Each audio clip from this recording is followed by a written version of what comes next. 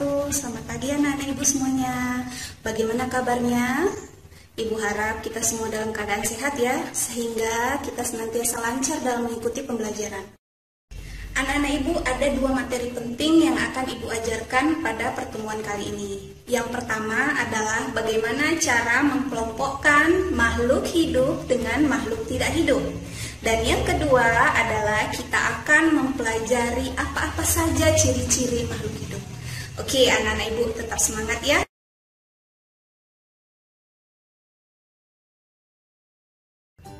Mari kita mulai belajar IPA bersama Ibu Putri Handayani Sitompul.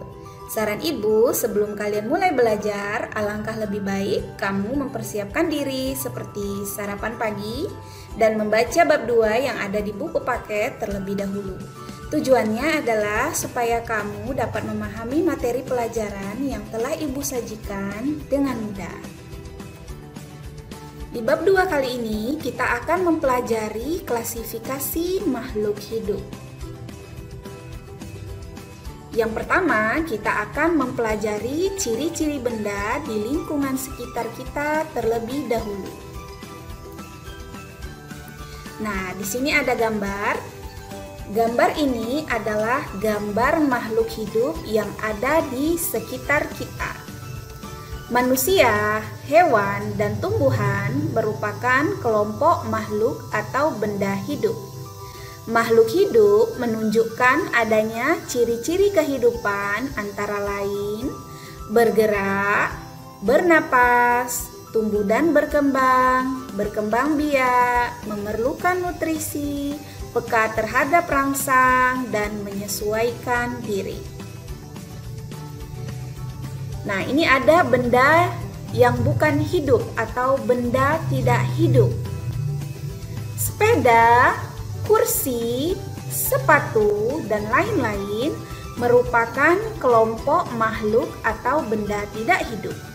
Makhluk tidak hidup menunjukkan adanya ciri-ciri antara lain tidak bergerak, tidak bernapas, tidak tumbuh dan berkembang, tidak berkembang biak, tidak memerlukan nutrisi, tidak peka terhadap rangsang, dan tidak menyesuaikan diri. Di sini ada gambar makhluk hidup dan makhluk tidak hidup. Dan juga ada tabel klasifikasi makhluk hidup dan makhluk tidak hidup. Pada kolom pertama, ada kolom nama benda. Nama benda yang diisi di sini adalah gambar makhluk hidup yang ada di atas. Seperti tumbuhan, orangutan, helikopter, burung merak, tas, bola, dan ban. Pada kolom kedua dan selanjutnya, ini diisi oleh ciri-ciri makhluk hidup, seperti bernapas, memerlukan makan dan minum, bergerak, tumbuh dan berkembang, berkembang biak, peka terhadap rangsang, dan menyesuaikan diri. Mari kita identifikasi sama-sama. Yang pertama, tumbuhan. Apakah tumbuhan bernapas? Jawabannya ya. Apakah tumbuhan memerlukan makan dan minum? Jawabannya ya. Apakah tumbuhan bergerak? Jawabannya ya. Apakah tumbuhan tumbuh dan berkembang? Jawabannya ya. Apakah tumbuhan berkembang biak? Jawabannya ya. Apakah tumbuhan peka terhadap rangsang? Jawabannya ya. Apakah tumbuhan menyesuaikan diri? Jawabannya ya. Nah, jika kamu perhatikan, mana lagi yang sama ciri-cirinya dengan tumbuhan? Perhatikan orangutan. Orangutan memiliki ciri-ciri yang sama dengan tumbuhan.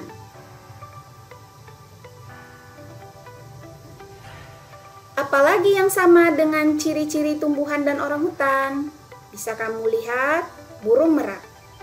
Burung merak memiliki ciri-ciri yang sama seperti tumbuhan dan orangutan.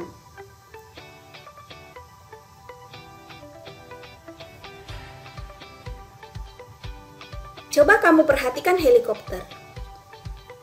Apakah helikopter bernapas? Jawabannya tidak. Apakah helikopter memerlukan makan dan minum? Jawabannya ya. Helikopter membutuhkan bahan bakar agar bisa bergerak. Apakah helikopter bisa bergerak? Jawabannya ya. Namun, helikopter bergerak pasti ada yang mengendalikannya. Apakah helikopter tumbuh dan berkembang? Jawabannya tidak. Apakah helikopter berkembang biak? Jawabannya tidak. Apakah helikopter peka terhadap rangsang? Jawabannya tidak. Apakah helikopter menyesuaikan diri? Jawabannya tidak. Jika kamu perhatikan, helikopter memiliki kedua ciri-ciri makhluk hidup, yaitu memerlukan makan dan minum dan bergerak. Pertanyaannya, apakah helikopter bisa dikatakan makhluk hidup? Padahal helikopter memiliki kedua ciri-ciri makhluk hidup, yaitu memerlukan makan dan minum dan bergerak. Ayo, apa jawabannya? Jawabannya tentu saja tidak. Kenapa helikopter tidak dikatakan sebagai makhluk hidup? Karena helikopter hanya memiliki kedua dari ciri-ciri makhluk hidup. Tidak ke semua ciri-ciri makhluk hidup dimiliki helikopter. Maka dari itu, helikopter tidak dikatakan makhluk hidup. Jika kamu memperhatikan ketiga benda, yaitu tas, bola, dan ban, ketiga benda ini memiliki ciri-ciri yang sama, yaitu tidak bernapas, tidak memerlukan makan dan minum, tidak bergerak, tidak tumbuh dan berkembang, tidak berkembang biak, tidak peka terhadap rangsang, tidak menyesuaikan diri. Jadi, anak-anak ibu, dari tabel ini, bisakah kamu mengklasifikasi yang mana makhluk hidup, yang mana makhluk tidak hidup? Yang makhluk hidup adalah jika ketujuh ciri-ciri makhluk hidup ini, jawabannya ya. Jika kamu perhatikan, tumbuhan memiliki jawaban ya pada ketujuh ciri-ciri makhluk hidup. Orangutan juga memiliki jawaban ya pada ketujuh ciri-ciri makhluk hidup. Burung merak juga memiliki jawaban ya pada ketujuh ciri-ciri makhluk hidup. Artinya, tumbuhan, orangutan, dan burung merak dikatakan makhluk hidup. Sementara helikopter, tas, bola, dan ban tidak memiliki ciri-ciri makhluk hidup. Namun helikopter memiliki kedua ciri-ciri makhluk hidup.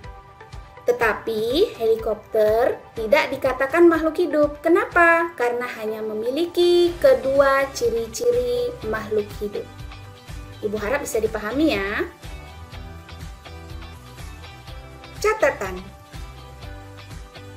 Klasifikasi artinya adalah mengelompok-kelompokkan, menggolong-golongkan. Apakah yang dikelompokkan dan digolongkan itu? Tentu saja makhluk hidup. Manfaat klasifikasi adalah untuk memudahkan dalam mempelajari makhluk hidup yang sangat beraneka ragam. Makhluk hidup dan makhluk tidak hidup perbedaannya adalah memiliki dan tidak memiliki adanya ciri-ciri kehidupan. Makhluk hidup memiliki semua dari ciri-ciri kehidupan. Sementara makhluk tidak hidup tidak memiliki ciri-ciri kehidupan tersebut. Jika memiliki ciri-ciri kehidupan, hanya sebagian kecil saja. Jika tidak memiliki kesemua ciri-ciri kehidupan, maka tidak bisa dikatakan makhluk hidup. Selanjutnya kita akan mempelajari lebih rinci apa saja ciri-ciri makhluk hidup. Yang pertama, bernapas.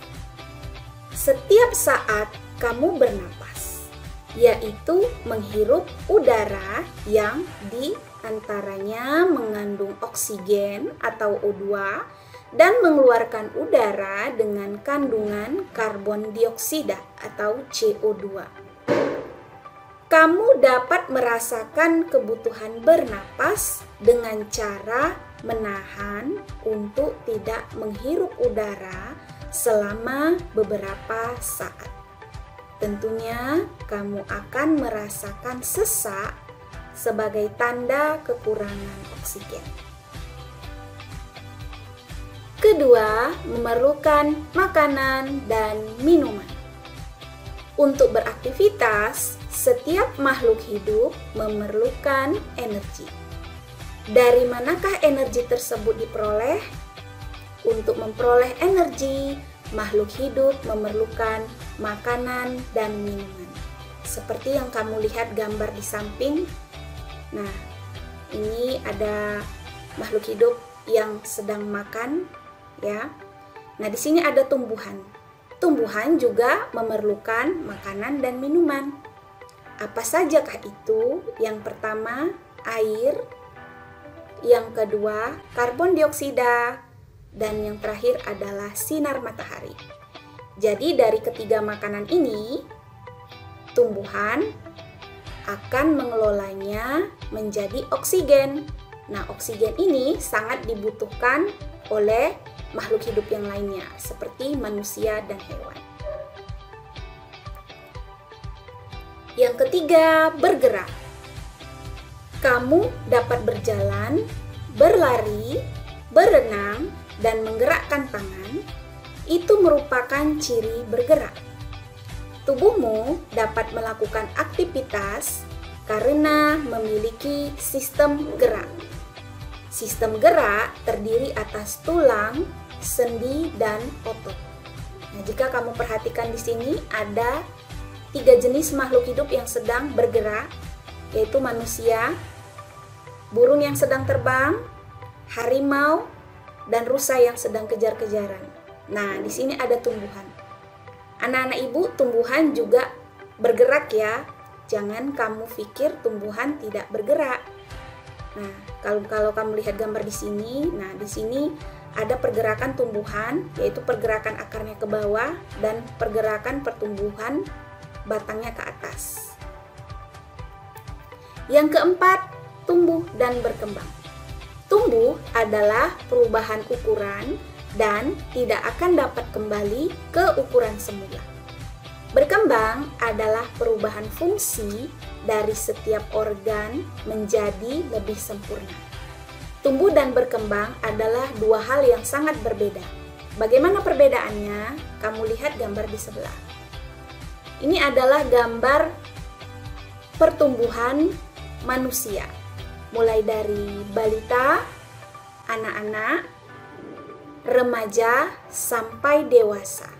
Nah, pertumbuhan identik dengan perubahan ukuran, mulai dari kecil sampai dengan besar. Dan ukuran itu tidak bisa kembali lagi ke ukuran semula. Artinya apa?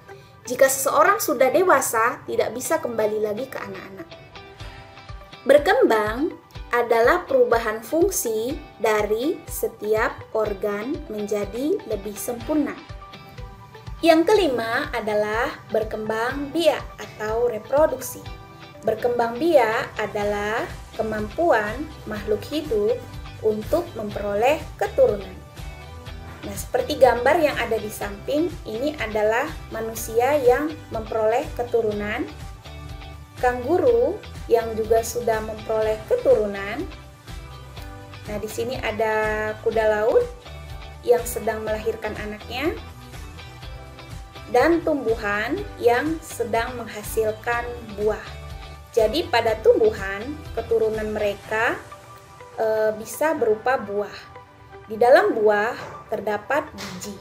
Nah, jika biji ini kita tanam ke dalam tanah, maka biji ini akan berkembang biak menjadi tumbuhan baru. Yang keenam adalah peka terhadap rangsang. Kemampuan menanggapi rangsangan disebut iritabilitas. Iritabilitas merupakan kemampuan makhluk hidup untuk menanggapi rangsangan.